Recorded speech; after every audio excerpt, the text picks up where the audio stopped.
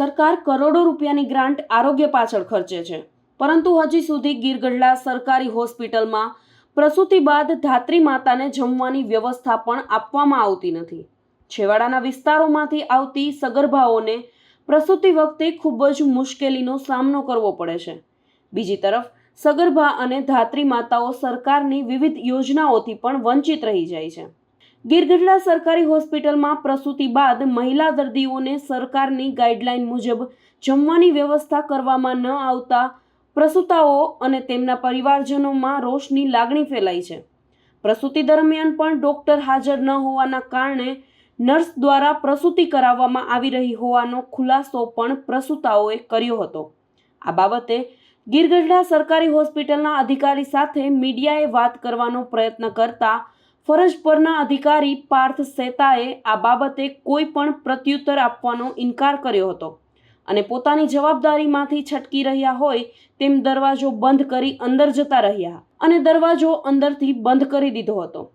હજુ થોડા દિવસ પહેલા જ એક સગર્ભાની પ્રસૂતિ દરમિયાન જવાબદાર ડોક્ટર હાજર ન હોવાથી અન્ય નર્સિંગ સ્ટાફે પ્રસૂતિ કરાવી હોવાનો બનાવ સામે આવ્યો હતો. ત્યારે આજે ફરી એકવાર ગીરગઢડા સરકારી હોસ્પિટલ ચર્ચામાં આવી છે, જેમાં પ્રસૂતિ દરમિયાન નિયમ મુજબ સરકારી હોસ્પિટલ તરફથી જમવાની વ્યવસ્થા કરવાની હોય છે, પરંતુ ગીરગઢડા સરકારી હોસ્પિટલમાં પ્રસૂતિ બાદ મહિલા દર્દીઓને જમવાની પણ વ્યવસ્થા કરવામાં આવતી નથી, જેથી કરીને દૂર છેવાડાના ગામડાઓમાંથી આવતી સગર્ભાને પ્રસૂતિ બાદ મુશ્કેલીનો સામનો કરવો પડે છે અને છેવાડાના વિસ્તારોમાંથી આવતા દર્દીઓને ઘરેથી ટિફિન મંગાવવા મજબૂર થવું પડે છે. આ વ્યવસ્થાને લઈને સરકારી હોસ્પિટલ સામે અનેક સવાલો ઉઠી રહ્યા છે. મુખ્ય ડોક્ટરની ગેરહાજરીમાં નર્સિંગ સ્ટાફ દ્વારા પ્રસૂતિ કરાવવામાં આવતી હોવાથી કોઈ ગંભીર બનાવ બને તો તેની જવાબદારી કોણ લેશે, એવા સવાલો પણ ઉઠી રહ્યા છે. જો ગીરગઢડા સરકારી હોસ્પિટલમાં ઉચ્ચ કક્ષાએથી યોગ્ય તપાસ કરવામાં આવે તો આવું તો ઘણું બહાર આવે તેવી સંભાવના જોવા મળી રહી છે.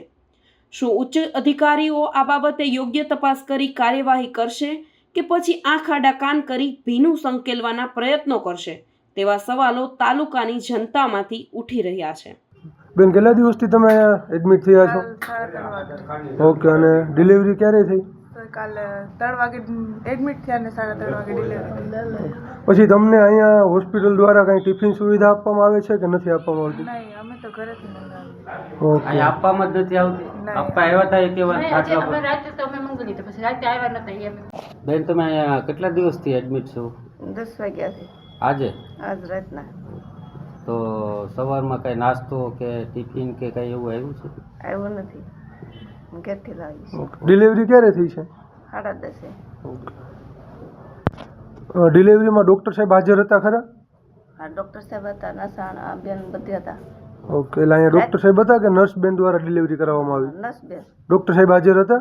નતા. નહોતા કે હતા? નતા. સમય મિરર સાથે ફારૂક કાજી, ઉના.